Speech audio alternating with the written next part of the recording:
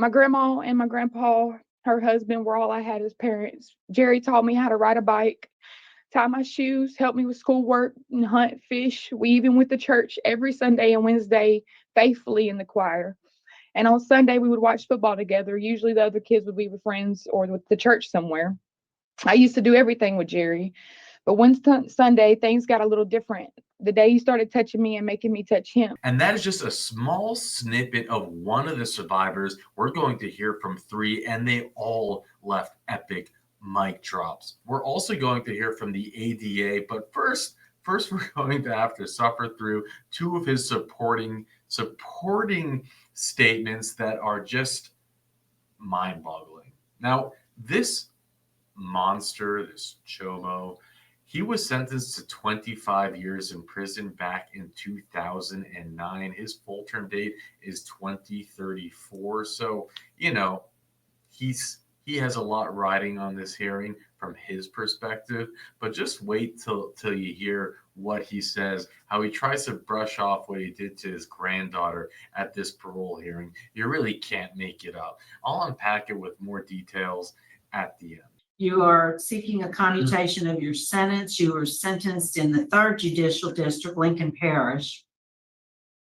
2 counts of sexual battery and attempted aggravation. You were sentenced in June of 2010.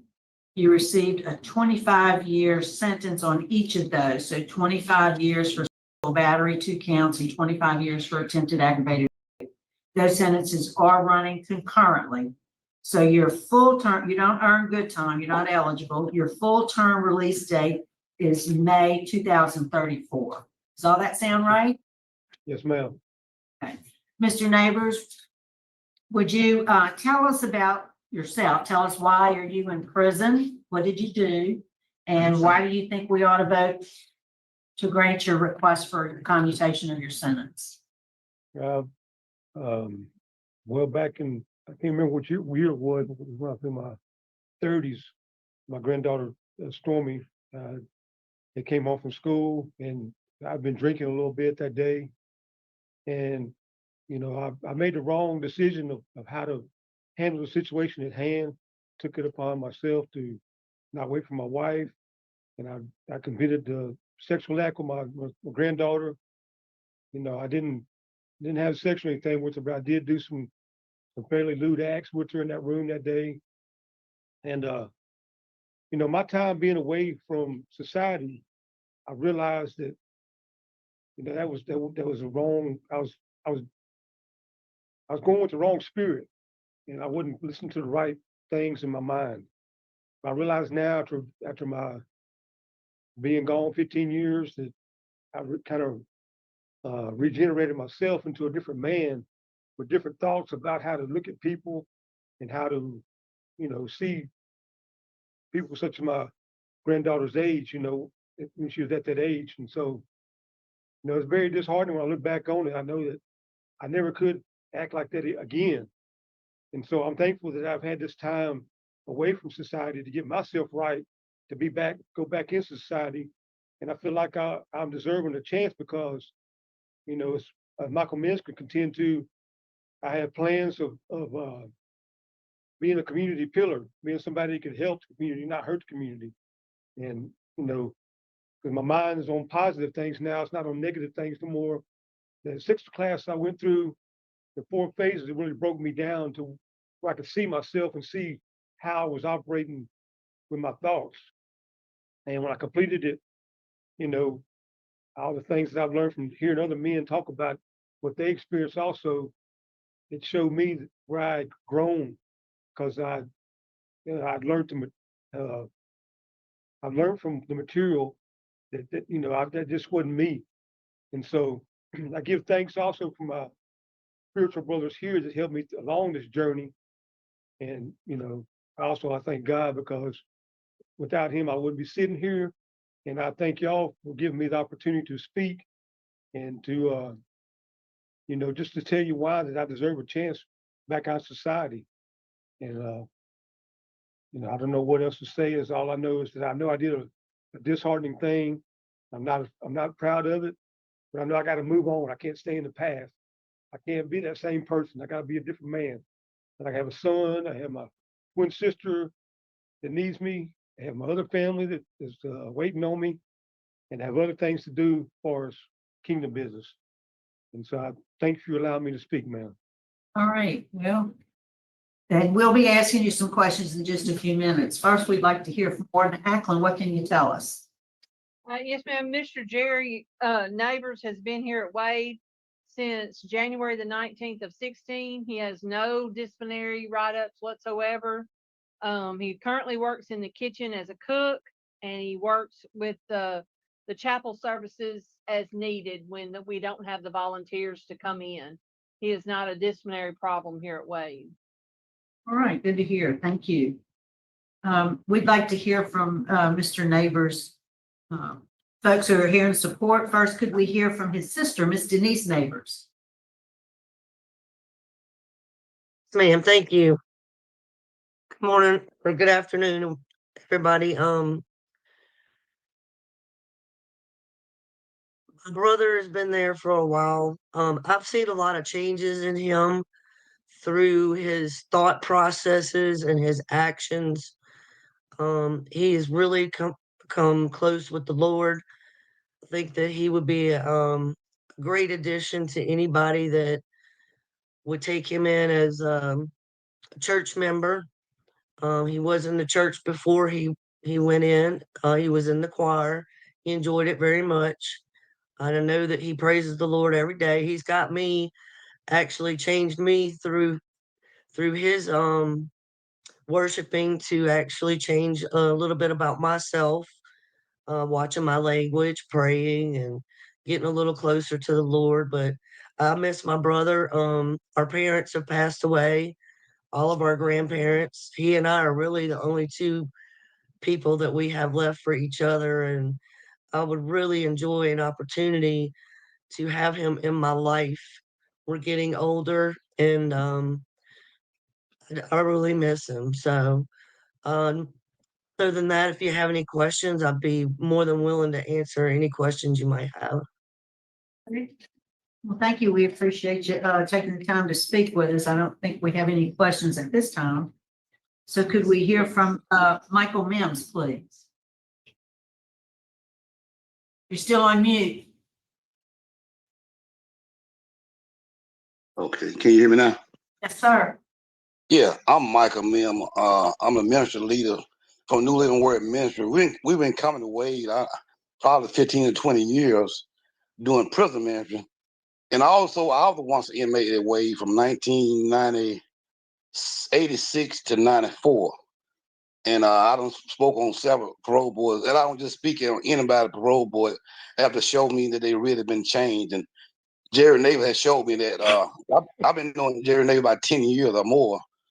And even a lot of people, when the pandemic came, we started back church service. A lot of people didn't come back, and Jerry Neighbors never changed. He's one. He's not just a guy that come to prison ministry. He's active in it. He's in the choir, like his sister said, and he prays the Lord. He encourages other people, and I think and I was an inmate, so I kind of know inmates that some people just are criminal, but some people just commit one bad act, and I think Jerry one of those guys just committed one bad act. I don't think he's a career criminal. I think he's really changed, and he's supposed to be. We signed off for him to come out. We have 4 houses that will house people in Ruston, and he's supposed to be coming to our facility, and also we can provide him a job, a good paying job, and somewhere to stay, a good Christian environment where he won't just be out on his own. He'll be have a curfew. People manage his money. We'll manage his life until he's ready to go out on his own. But I believe if he be released, I believe he'll do good. Thank you. All right. Well, thank you, sir. Thank you for the work that you do. Thank you. All right. Now we'll hear from the folks who are in opposition. And first, we'd like to hear from. I want to thank the folks at Lincoln Parish for accommodating us today. So, tell me, what would you like us to know? I wrote me something. I said, through this 27 years, this is probably the hardest thing I've had to do. I've constantly prayed for the right words to say, but when I was a little girl, I didn't have my mama and daddy.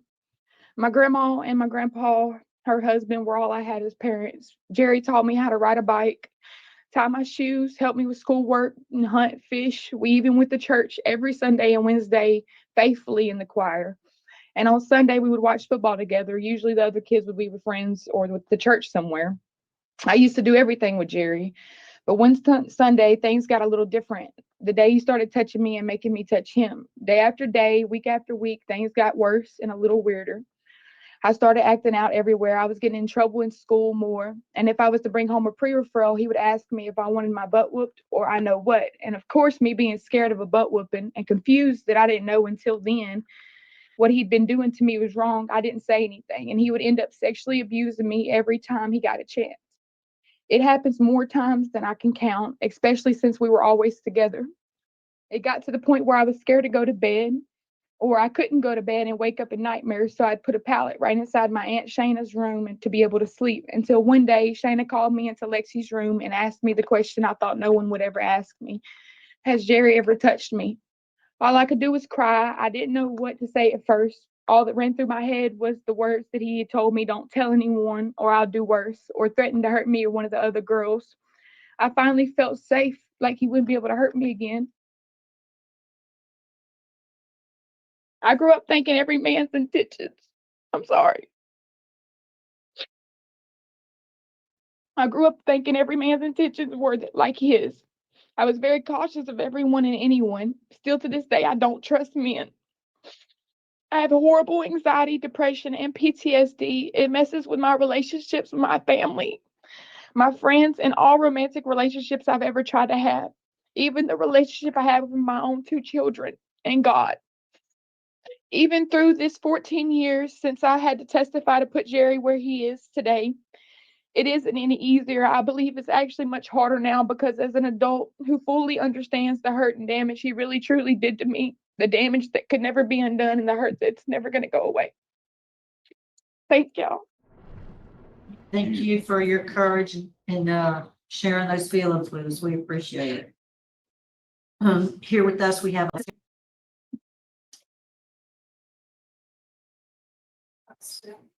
Yeah, if you'd step up to the podium, please. Thank you.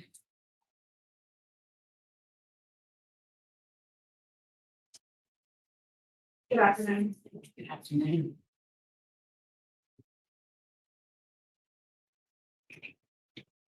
One in 5 girls and 1 in 20 boys will become statistics. I am one. Children 7 to 13 years of age are the most vulnerable to becoming a statistic. I am one. 20% adult women and 5 to 10% adult men recall a child sexual abuse incident. I am one. 28% of youth, 14 to 17, have been sexually assaulted throughout their life. I am one. 3 or 4 adolescents who have become sexually assaulted were victimized by someone they know. I am one.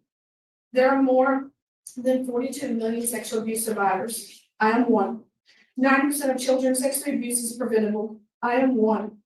30% of sexual abuse is never reported. I am one. 90% of child abuse victims know the predator. I am one. 1 in 2 children will be sexually abused before the age of 18. I am one. Every 9 minutes, CPS finds evidence for a claim of sexual abuse. I am one. I am one that cannot be changed.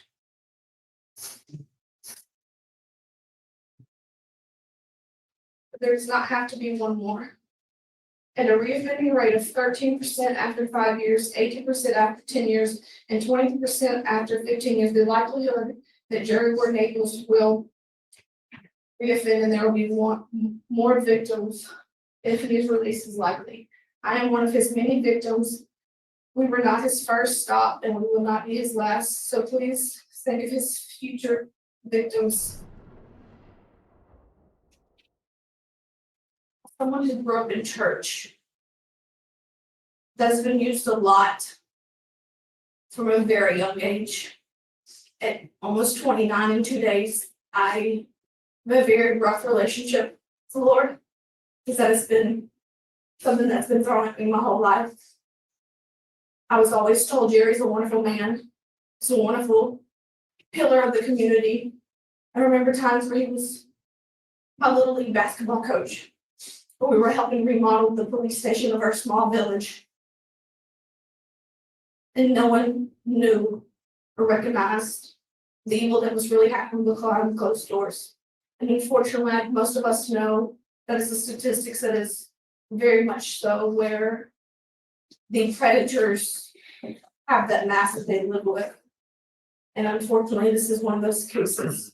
So please, as y'all are making these decisions, please take that into consideration that he has not, in the past 16 years, had that vulnerability. He has not had the temptations. So who are we to say those temptations will not come again? Because it was not one mistake that happened. Thank you. Thank you, Ms. Yu. And then we have David. I am not reading my own words. I'm reading the words of another of his victims who could not be here first. My name is John, and I'm a victim of Jerry Neighbors. I'm opposed to him being released for many reasons. To begin, I was just 8 years old, an innocent child, when this man began taking advantage of me, molesting me and threatening me.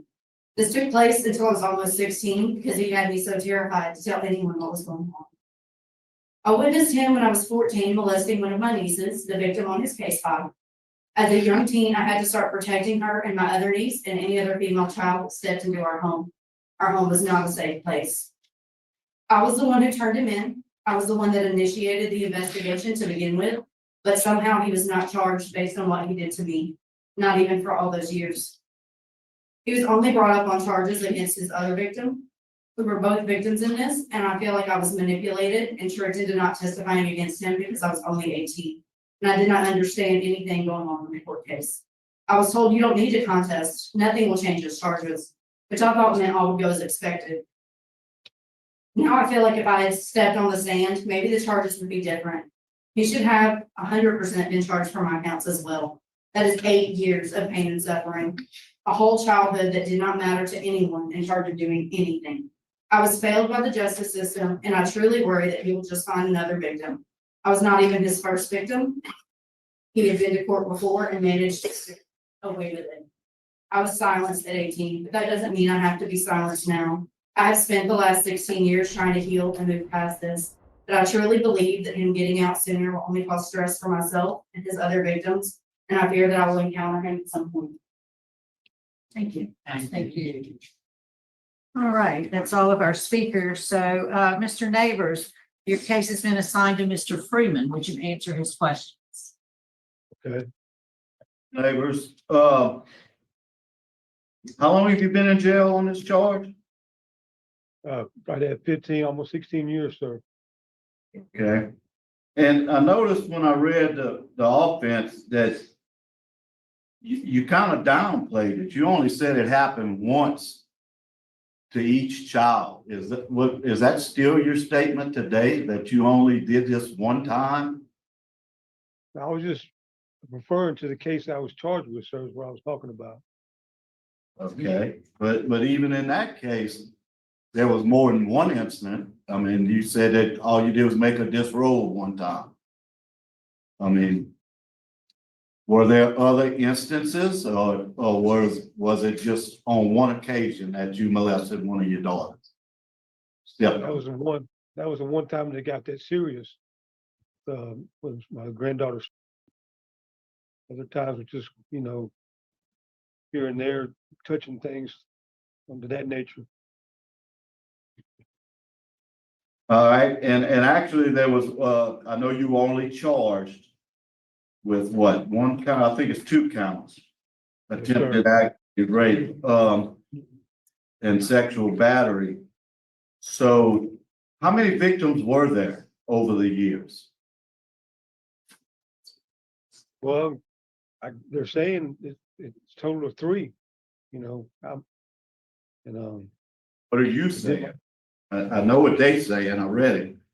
yes, sir, I'm admitting to that, but I'm not saying I've not been thinking about it no more, but I'm trying to keep that in my past, but I will admit that there was the victims that are speaking forth, yes, sir. And what your original charges were aggravated rape, 2 counts, and sexual battery? So you charged it reduced? Yes. Okay, So you got one break already because your charges were refused. And that's one of the statements that the DA made, that you already got a break when the charges were shortened. And I must say that all law enforcement is opposed. Friends of family are opposed. I'm not going to go through each one because I'm not going to go back through what they said. And what about your own son? Do you see him? Sorry, I have not. He lives in Texas. Okay. Was he taken away from you because of the same kind of accusation? Not that I know of, no, sir. I read that in the record. Okay, and you did complete your sex offender treatment, correct? Yes, sir. Okay. I have no further questions. Before I ask for any other questions, could we hear from Lori James at the DA's office, please? Good afternoon, Madam Chairman. Can you hear me? I can, thank you. Yes. Thank you for letting me have an opportunity to speak. I have very little that I can add. What you've already heard from the victims, I think, is more persuasive than anything I could say at this point. I did think it's worth pointing out, though, and I think you've just mentioned it. Mr. Neighbors initially was indicted for 1 count of aggravated rape of a person under the age of 13 and 2 counts of sexual battery of a child under the age of 13. He was allowed to plead to attempted aggravated rape and to 2 counts of sexual battery, and he did receive a 25-year sentence, to which he agreed to accept at that time. I know you have it in your notes, but I think it's worth pointing out the significance of the fact there is not one, but at least 2 child victims, a 9-year-old with whom he engaged in multiple counts of sexual battery and actual sexual intercourse, and an 8-year-old whom, when he was questioned, he admitted that there had been sexual activity with the 8-year-old, but he, quote, couldn't seem to recall much about that. And Madam and gentlemen on the board, I submit to you that is alarming to the state, that either he is lying and he can remember it, or if he is telling the truth and he can't remember it. I think that is of significance and does not bode well.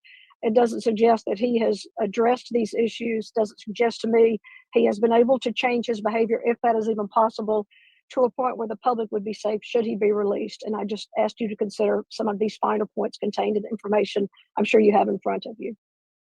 Yes, ma'am. Thank you so much for your remarks. Thank you all. Any other questions? Yeah. Ms. Stapleton? Yes, sir. I would like to respond to the victim statements with you that there was actually more victims that Mr. Freeman was bringing out and everything. And you actually admitted to there being more than you were charged with. That's not unusual. And all the things that the victims were saying was not unusual. Once this crime starts taking place in the home, yes, quite often that a child will come home and it's, you want a whipping or do you want to have to do this to me? The other thing that happens is their life has changed forever. You say you want to get on with your life. A lot of times, and in most cases, the victim, she may or he may get on with their life, but they're forever haunted by the behavior that you perpetrated on them. That never changes for them. I would like to say that to them also. And another thing that was brought out is that sexual predators of juveniles like this, for the most part, with age, it increases, which is one of the statistics that we heard, which I've always heard as a victim's advocate, that with age, a predator of juveniles gets worse, but yet they don't ever want people their own age. They continue to want juveniles. So for that reason, I would consider you a threat to society. All right, I don't see any other questions. I think we're prepared to vote. Mr. Freeman? My vote today is to deny due to him already receiving a break at sentencing and strong victim and law enforcement opposition. Mr. Tillis? My vote's to deny because of victim opposition. Ms. Stapleton? My vote is to deny, concur with Mr. Freeman, and I would add that I consider him a threat to society. Mr. Prater? Deny for all those reasons, and Yeah, still don't think we're getting the truth from it. Right, and I do concur with my colleagues. Mr. Neighbors, my vote today also is to deny, based on the plea agreement that you agreed to. So today, sir, your application for accommodation has been denied. That concludes our business at Wade. We're going to sign off Warden at 1:27. Thank you. Thank you. Now, I think the only negative about this hearing is that he is getting out no matter what in 2034. In 9 years, he will get out. And that's because of the two-faced DAs that we heard about in this hearing. Now, we'll give them credit. They sent an ADA to speak. We don't know what her involvement was in the case. I thought she did a wonderful job. Never seen her before. Would like to see her more often. But sadly, I have to tell you that we won't see any of these hearings coming up, and I'll explain that to you why in a moment. But again, to think that at the age of 56, in 9 years, when he's 65, give or take, he will be out. And as Miss Stapleton said, the data shows that it goes up with time, unlike the risk assessment static 99, which is used by all 50 states in America, where as you age, you actually become a less of a risk. So when you're 60 years old, you're actually at such a low risk starting off in the chart that they would consider this man to be a low risk to reoffend. For those of you who have known that I have raged about the static 99, you know what I'm talking about. If you haven't heard me talk about this before, you probably have no idea what I'm saying, but I'm happy to hear that the Louisiana Parole Board didn't mention the static 99.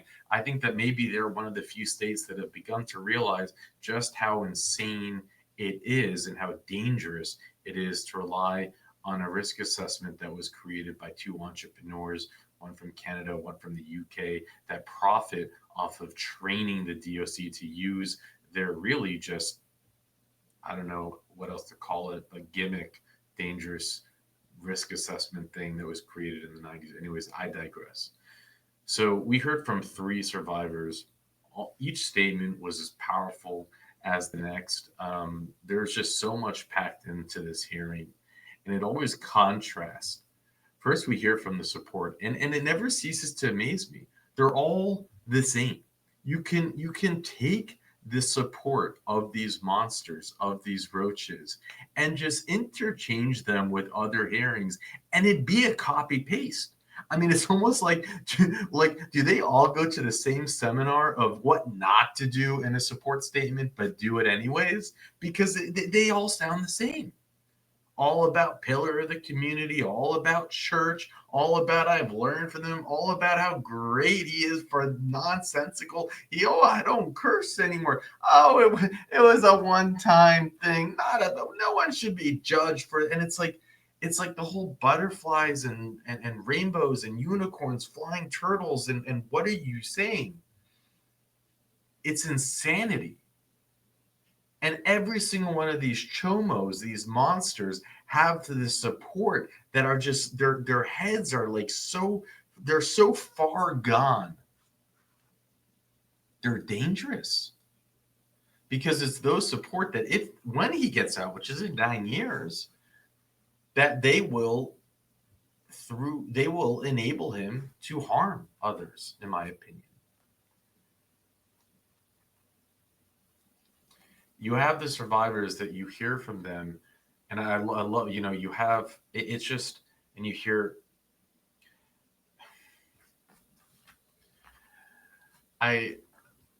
here's the thing. I don't know how many of you have been paying attention to this, but Louisiana, actually, as of the time of this recording, tomorrow, so I don't know when you're going to be listening to this, but by the time you listen to this, it's probably already passed.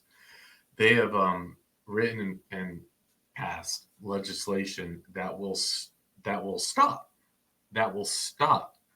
the and it's too late. There's nothing we can do to change it, but it will stop the ability for survivors to come up here and make their statements heard by the public the way that we heard it today.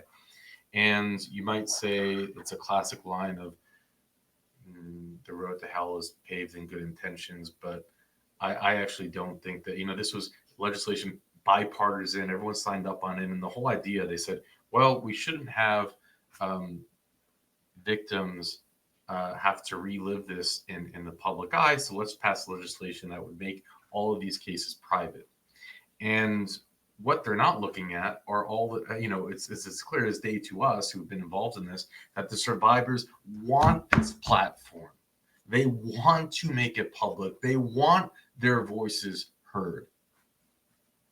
And if you've watched this long enough, you would know that we bring on survivors who say, thank you for showing my parole hearing.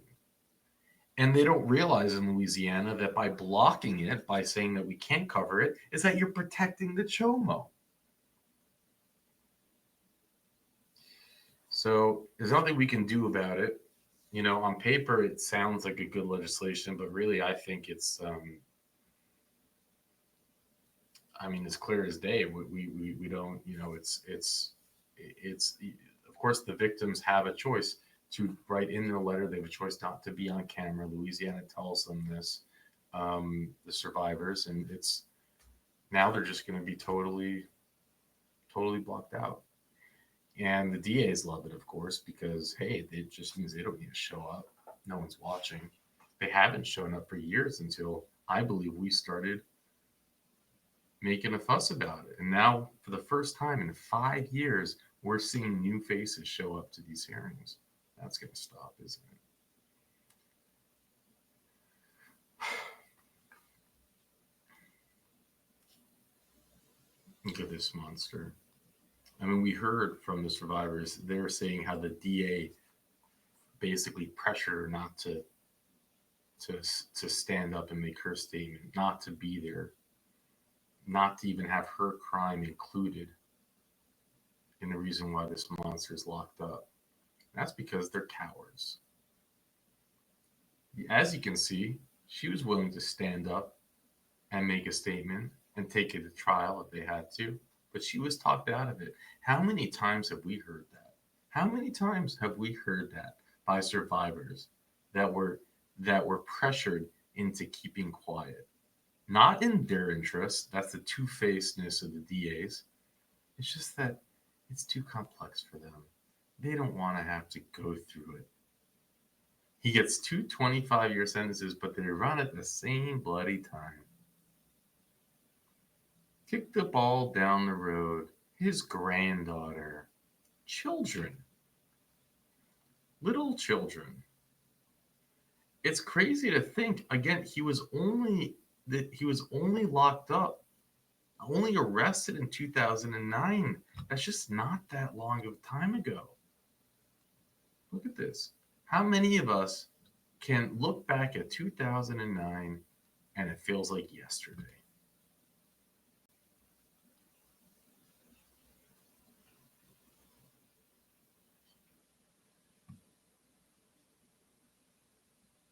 They're talking about him being in church in the choir.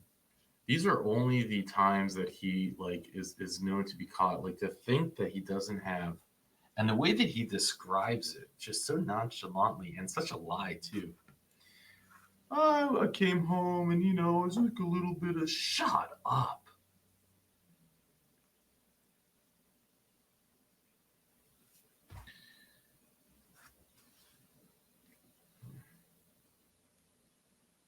But there you have it.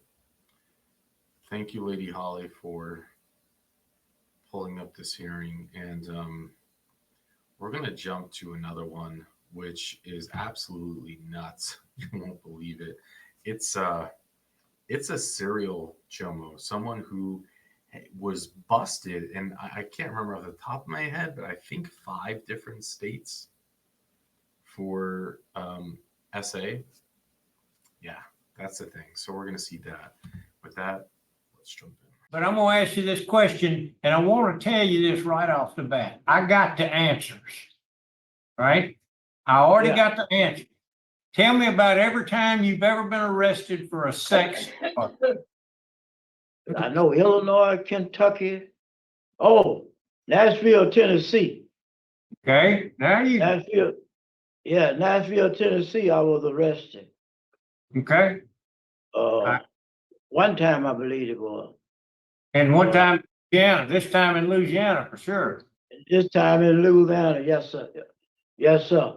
And when you think you've seen it all, we are about to watch the commutation pardon hearing of an official serial SA offender, the thing of nightmares, the thing that you only read about, someone who does it time and time again for decades in state after state after state. And finally, it's the brutal attack in Louisiana, which we'll go over the details at the end of the hearing, that gets him a life sentence. Now, here he is in front of Louisiana's Commutation and Pardon Board. He is asking the board to recommend to the governor to commute his sentence from life to a term of years. A plea to not die in the dungeons of Angola. Mr. Reese, thank you for taking off your hat. I appreciate it. Would you Yeah. introduce yourself? Tell us your name and DOC number. My name is Eddie Reese. Eddie Lee Reese. What's your 107705. All right, 107705. Yes, sir. Yes, Mr. sir. Reese, Yes. you're seeking a commutation of your sentence. You were sentenced in Jefferson Parish in August of 1984. You received a life sentence for an aggravated rape conviction. Is that correct? That's right. So we don't have any visitors with us today, so we're just going to jump right in, Mr. Reese. Tell us why you are seeking a commutation of your sentence and why should we vote for you today? Well, I feel that I'm a changed man, and I feel that I'm a different man from what I was back then. Yeah. Why are you in jail? What'd you do? Huh? What did you do? What did I do? Oh, well, I just went out and got drinking and drunk too much, and it's a rape charge, you know. Yep. That's why I was locked up. Yeah. Okay. Warden Benoit, is there any input from Angola? He is a minimum B. He lives at Camp F and he works as a nurse's aide. He's had 42 reports. I think you're 76 now. How old are you? 76, yes. He's 76 years old.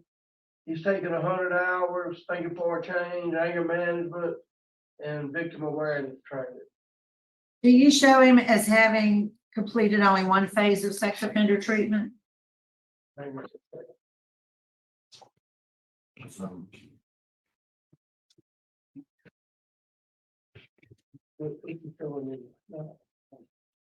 We don't show him having any.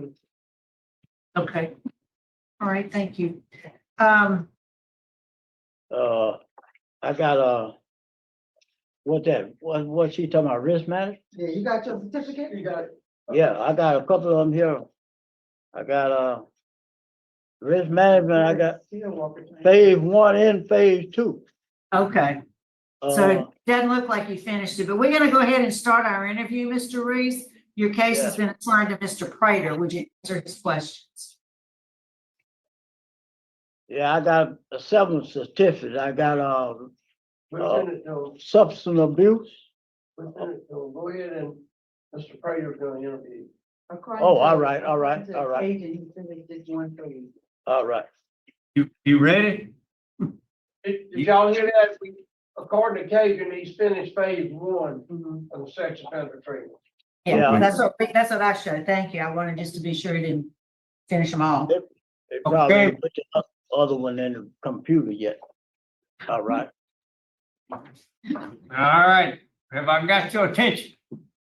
Yes, sir. Okay.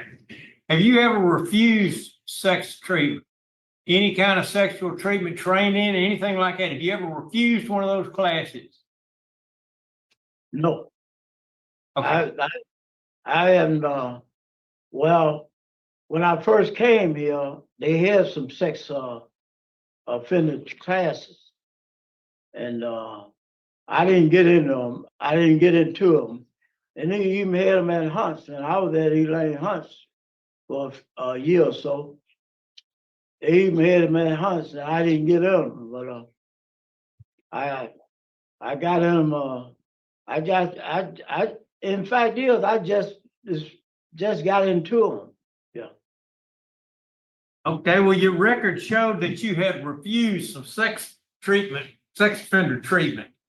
And I was just wondering if the record was wrong or if in fact you were, if the record was wrong or if you in fact had. Yeah, at one time, yeah, I was finna get into it and I didn't take it. I didn't refuse it, but in a way, I refused it because I didn't take it. Yeah. Yes, so that's kind of sounds logical. And when was that?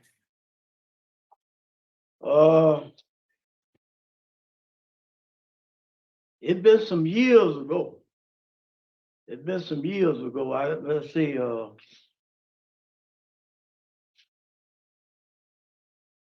it might have been when I first came here. I'm not sure. But it's been at least 20 years ago. And why did you refuse that at the time?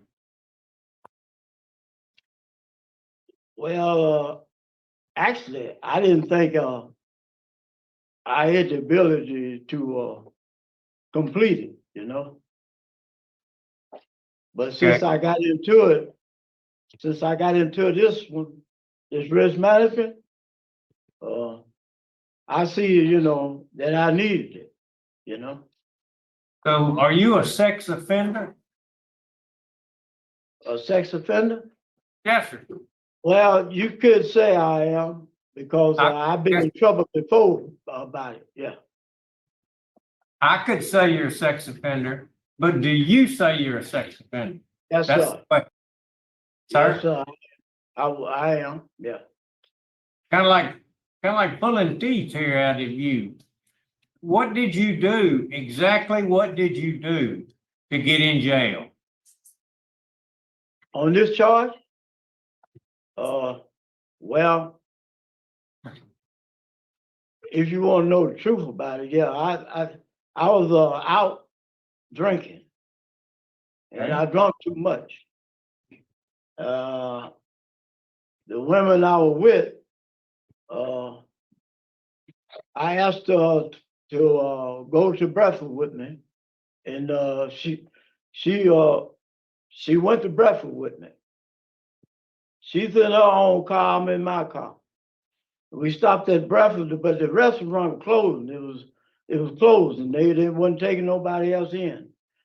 And we went from there to the bar room across the street from the hotel. And they was getting ready to close too. We had one drink apiece. We went from there to the hotel room. And she didn't want to go in. And we got into a conversation, and that's how it happened. Now, what happened? That's how I got in this trouble. I didn't let it go. So I took her in my hotel room, and we had sex. I want to hear you say the words, okay? You didn't just take her in there like you escorting her in there and then y'all had sex. You actually pulled her into the room, didn't you? Yeah, I took her in there. I'm not. Yeah, I took her in there. Yeah, Did you hit her? She didn't want to go through with it. Yeah, I took her in there. Yes, sir. Yes, sir. I hit her because, like I said, I was drunk, and otherwise I would never did that. I feel that I never did it, but I was drunk. Yeah, I was drunk. I'm not gonna lie. You're kind of a hard interviewer, okay? But I'm gonna ask you this question, and I want to tell you this right off the bat. I got the answers, right? I already got the answer. Tell me about every time you've ever been arrested for a sex charge. A sex offender? Every time you've been arrested for sex charges, tell me that. Well, I was arrested in Illinois 2 times. Okay, I know her 2 times, and I was arrested in Kentucky 1 time. okay,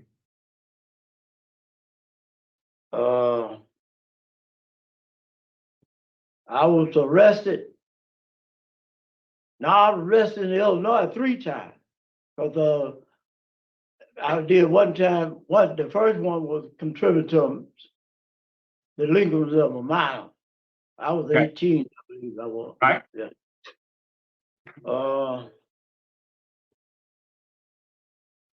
And like Kentucky 1 time.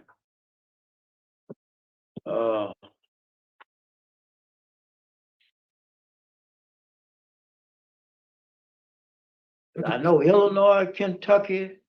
Oh, Nashville, Tennessee. okay. Now you, Nashville, yeah, Nashville, Tennessee, I was arrested. okay.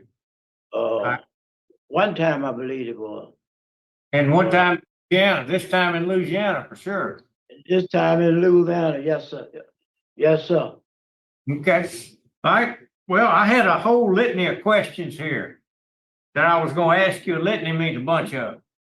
I had a whole bunch of questions I was gonna ask you, but I think Yeah. you've heard enough for me to be satisfied with how my decision is going to be, and I'm gonna turn it over to my chairman. All right. Thank you, Mr. Prater. Any other questions? Yeah, what do you do at the prison now? What do you do at the prison now? What kind of work do you do? I work at Death Row. The fact is, I worked last night. I got off at 6:30 this morning. How long have you been there? Huh? How long have you worked there? Well, since they transferred me back from the main prison to Camp F. Okay, no more questions. All right. I've been there about a year. Okay. I don't see any other questions, Mr. Reese. We're going to vote now. Mr. Prater will be voting first. Yes, my vote is to deny this request. He's a 4th offender. He's been over his sexual history. I think his interview was horrible. And for those reasons, I vote to deny. Mr. Freeman, Due to his criminal history, I vote to deny. Mr. Tillis. My vote is to grant. I feel that he's not a threat. Ladies and gentlemen, it has nothing to do with this case. It does not make sense. Mrs. Stapleton. My vote is to deny based upon, I concur with Mr. Prater and Mr. Prater. All right, Mr. Reese, my vote's going to be to deny because you hadn't finished your sex offender treatment. You've had 7 arrests for rape in 4 different states, and yet you've not done all phases of the sex offender treatment. I know you said you've done 2, but there's more phases to it than that. So I don't feel like I can vote for you until you've completed that whole program. So today, sir, you received 4 votes to deny your application. So your application for clemency is denied, sir. Yes. All right. All right. Like I said, the second risk management certificate I have, I just got it last week. Oh, good. Well, they'll enter it into the computer, but you still got some more work to do. Oh, yeah. That concludes our business. So we're going to sign off at 12:54. Thanks for helping us out today. Thank you. All right. All right, I gotta tell you, Tillis is nuts. The more I watch him, I just don't. What is he thinking? What do you mean he's not a risk? If you look back at the footage when this man walked down, he's in amazing shape. He is moving around probably better than most of us can, and he is still a danger. There are people who cannot. If you are a serial predator, the type of things that are in that we watch documentaries about, it's the number of times that he's been caught. 6 arrests in 4 states. I mean, I put some data up there that Grok showed me, but like just going through that, those are rough estimates. They say that today 5.7 to 25% of essays aren't even reported, which leaves between 69 and 75%, sorry, are reported, which means up to 75% aren't even reported. And that's today's day and age. Forget about back when he was roaming around doing this. I mean, it's like it could be in the hundreds. You don't think he would get out and do it again? Are you nuts? I mean, I could keep going on this. The whole Tillis thing is just a disaster. I really don't. I don't understand it. But thankfully, the parole board is set up in a way that that really he can't. He can't. I don't think he can really cause any damage on his own, right? You need majority decisions. There was no chance this guy was going to get a recommendation to the governor. There are certain people that clearly, I mean, what's there to hide? The guy is a serial predator. You can't fix that. Then you go into, thank you, Lady Holly. It wasn't even like the way he described it, a total fallacy, of course. What he did, a appellant was charged with essaying a 47-year-old woman in Jefferson Parish motel after abducting her forcibly as she was walking towards the automobile. The victim testified that Reese punched her. Am I showing? Oh yeah, I'm reading from you what Holly pasted from the court document, which is here. So I'll just go through it here. Pounded her head on the pavement, okay, and dragged her into a storage shed where the physical attack continued. Reese held the semi-conscious victim's arm behind her back, forced her into nearby motel room where he threatened to kill her. And then he did it twice, repeating threats to her life. This was in 1982. How he was able to commit all those other essays in all those different states and just get a little slap on the wrist, it's no surprise to us. We know that, legislation doesn't take that seriously, especially didn't back then for whatever reason. But eventually he did it in the wrong state, I guess. I don't know. This was an aggravated offense. He could have gotten, had he killed her, he could have gotten the death penalty. But he's trying to write it off. We went out for drinks. It was what I do. Nothing really happened. And this is just, it's the brutality of it. But anyways, I love the sheriff. The sheriff has just this style where it's just so, I don't know if they make him like that anymore. It's like the Southern humor and the accent and the, oh man, I forget how much I do enjoy listening to the sheriff run these parole hearings. It's been a while since I've been focusing on Minnesota and different states. So let's look at Holly's facts of the day before we close out, and that is in Oklahoma. Now think about this. Oklahoma and Ohio, you can't make faces at a dog. These are laws that legislators in these states, for whatever reason, I don't know how. Whenever I read the stuff that Holly puts in here, I want to understand the history. What year was this written? Because they put it into law. Forget. So what was this? This was Oklahoma and Ohio. So not any of the states that he committed his crimes in: Illinois, Kentucky, Nashville, Louisiana. But they're so busy, of course, passing these ridiculous laws that they don't care much about our children or SA. Ever caught your dog peering at you and pulled a stupid face at them? Well,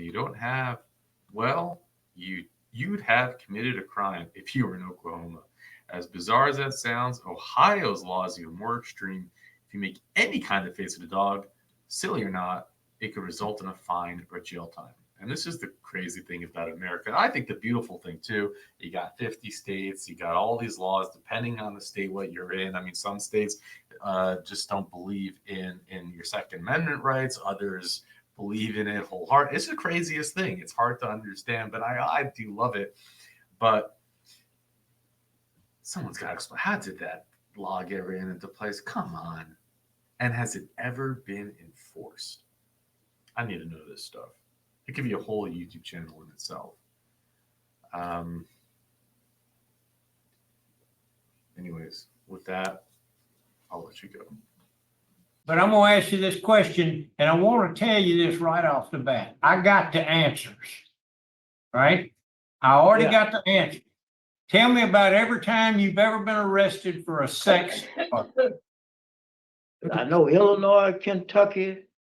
Oh, Nashville, Tennessee. Okay, now you. Nashville, yeah, Nashville, Tennessee, I was arrested. Okay. One time I believe it was. And one time, yeah, this time in Louisiana for sure. This time in Louisiana, yes, sir. Yes, sir.